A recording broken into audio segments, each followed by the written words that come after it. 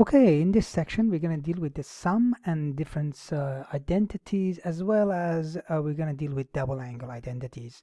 All right, so there are four, as you can see, the sum and difference identities, sines and then cosine. Each one is a alpha minus beta and alpha plus beta. These are the angles.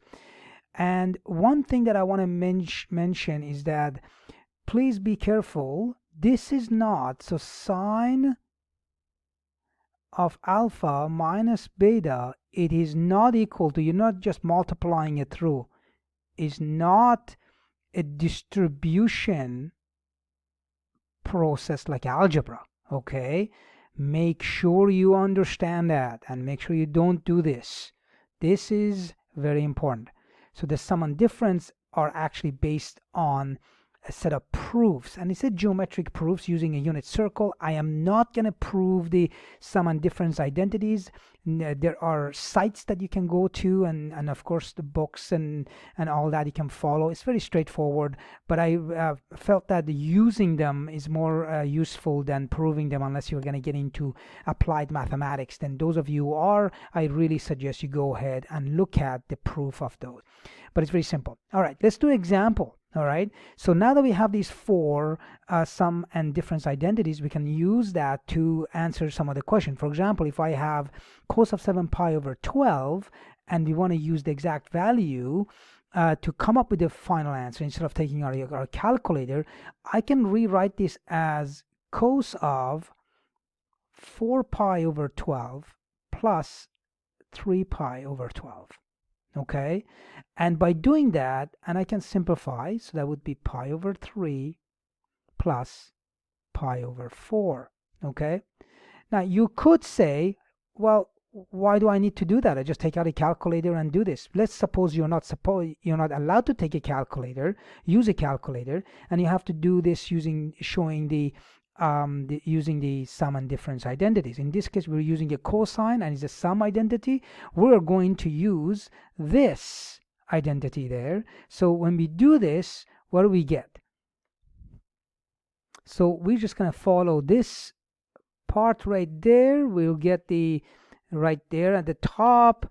We are going at cos of alpha plus beta. We're going to use this, and then we're just going to bring it out and break it up like that. And now we're going to go through and find the exact value, and these are all the special angles using a special triangles, if you remember. So cos of pi over 3, and pi over 3 was 60 degrees, that is half. Okay, what is cos of pi over 4? That's root 2 over 2. Minus sine of pi over 3, that was root 3 over 2. Okay, and sine of pi over 4 is root 2 over 2. Very good. That's all you have to do. And now you have to go and simplify this fraction, and that's it. And that's what you will get. Root 2 minus root 6. The denominator should say 4, not 2. Here we go. All right, and that's it. That's the exact value. And you'll do the same thing with the sine function. Let's do the sine. So sine of 5 pi, you're going to break it up to sine of, I would say, 3 pi over 12 plus 2 pi over 12. Okay, simplify that. What do we get? We get sine of pi over 4 plus pi over 6. Great. We'll do the same thing this time. We're going to use the sum identity, okay, and then go through that. This is the sum identity for sine. We're using this right here. This is what we're going to use. Okay, so let's go ahead and do that. Plug numbers in. All right, that's what you will get. And now we're going to go through and then find out what each of those exact values are. Sine of pi over 4, that's root 2 over 2. Cos of pi over 6, that is root 3 over 2, plus sine of pi over 6 is half. Cos of pi over 4 is root 2 over 2.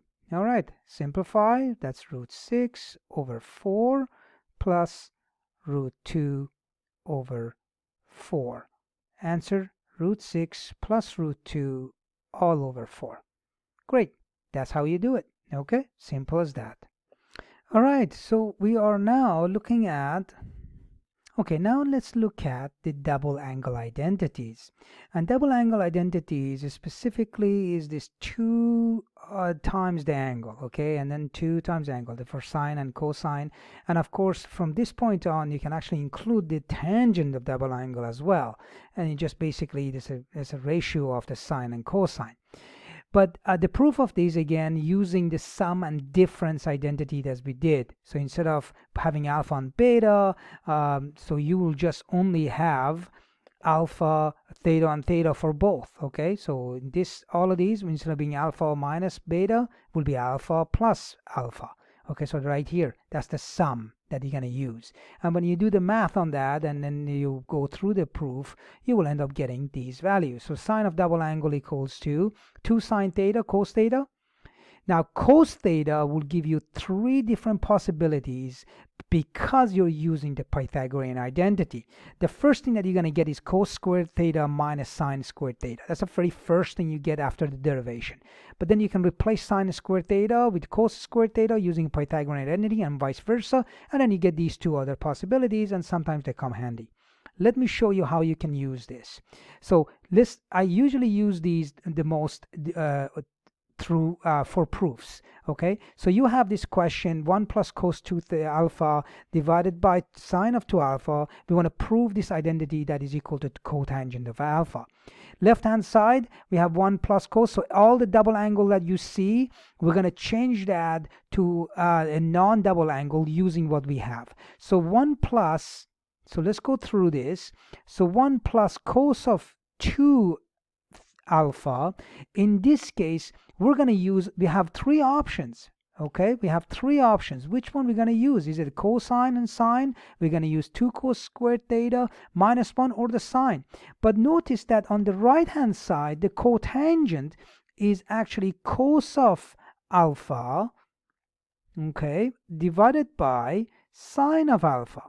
Okay, so I need to have a denominator that we do know is 2 sine alpha cos alpha. That's the sine of 2 alpha. So I don't need to deal with sine. So the only thing that it makes sense is that you go through the middle one, the 2 cos squared alpha minus 1, because that way I can get a sine in a denominator and a cosine on top, because cos squared and cos, they can divide. Okay, so in here I go 1 plus 2 cos squared alpha minus 1. All right, so notice what is happening here.